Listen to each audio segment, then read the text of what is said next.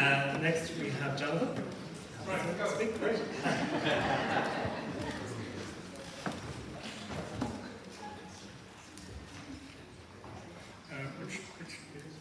That one. We are rich in memories. Bob has paid a lovely tribute to the other Bob. I just want to mention something briefly. He gave so much and such good humour and knowledge to our school.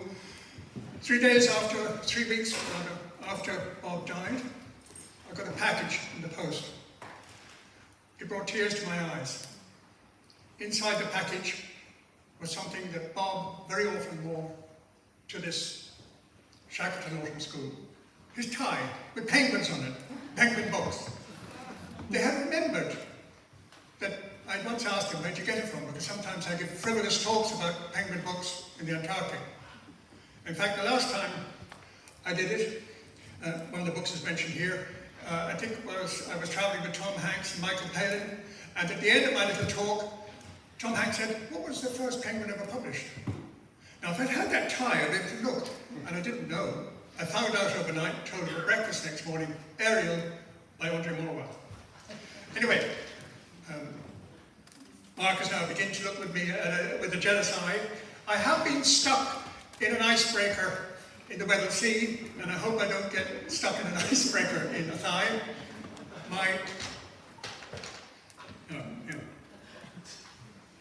Oh, this is a Banksia. What about that? It's an Australian plant, named for Sir Joseph Banks, who had maybe nowadays the moderate distinction of going to both Eton and Harrow, and then Oxford. With a name like Banks, well, he came from a very rich family, so a lot of his life he sort of paid for expeditions, and his first one, this is Banks by Reynolds, he was born in 1743. On his first trips, 7th of May, and it's interesting, you can get exact detail, he didn't give the time, but you know, the date. 7th of May, 1766, he noted a large number of penguins. Where was he? Anybody know? What was he looking at? Okay, he was off Newfoundland, Great Banks, and he was looking at... Is it still extinct? He was looking at giant auks. Okay, giant auks. And, Mom's getting me confused. And they were actually called penguins, because a Latin for plum is pinguis, apparently. And it's a good thing they didn't call them abesus, because that's another Latin word for plum. Anyway, and the final Latin name was pinguinus impennis, which doesn't mean they don't have a penis, but it means they had short flight feathers.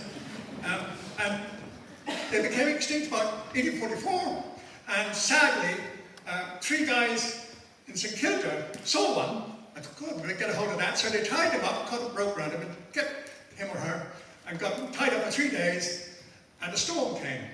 And they said, oh God, this is a witch, we got a witch on it. And so they took a stick and beat the poor auk to death. So that was the sad thing about auks. Anyway, to get on with Banks, he travelled on his next trip with Captain Cook, another Yorkshireman, and you should never ask a man if he comes from Yorkshire. If he does, he'll tell you anyway, and if he doesn't, don't humiliate him. And if you think of Mawson, Wall, Wilde and Cook, there you go. So Joseph Banks got onto this trip. He paid for 8 accomplices to come with him, with Captain Cook on his first trip. 3 years before he went, Banks proposed to a Miss Harriet Glossop, who then waited for 3 years and pined away, and when he came back, eventually wrote a letter to Miss Glossop and said, "Love forever, marriage never." So that was the end of Miss Glossop. And he later married an heiress called Dorothy, or whoever she was.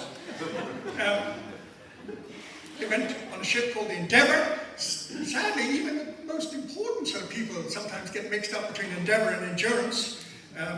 But they travelled south into the Pacific, and they discovered New Zealand. Well, yeah, it's been there quite a while already, and there were native inhabitants, but anyway, they discovered it. And they also discovered a place called New Holland, Now that's not where they make tractors. That's, what is it? New Holland. Where is it? Australia. Why? Because Abel Tasman in 1644 or something saw it, and somehow the Dutch didn't take to it, so the British then claimed it.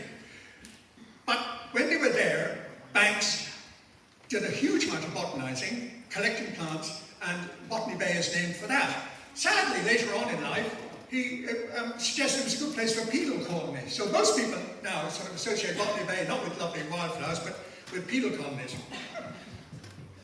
So he was then going to go with Cook again. Banks was. And Banks said, well, I'm going to bring a whole gang of people. And it included, I think, about 13 people, 2 people with French horns, and big alteration about the ship, but ship started toppling over or whatever, so they removed all the alterations. Banks was in a rage and off he stalked. He was unlucky because Cook on that trip was the first, at 11:45 on the 17th of January, I have to look up that, 1773, whatever, was the first to cross the Antarctic Circle. Cook and of course all the others. But one little thing on the way, they called into Madeira. And in Madeira, there was a fellow who was apparently called Mr. Burnett, but actually Banks had organised, I think, that a woman would come too. So as soon as they heard that Mr. Burnett, who was probably Miss somebody, he started when he heard that Banks was. So Banks was up to a few tricks there. Okay, right. So just to finish up, dear Banks, they missed, so I can carry on the conversation.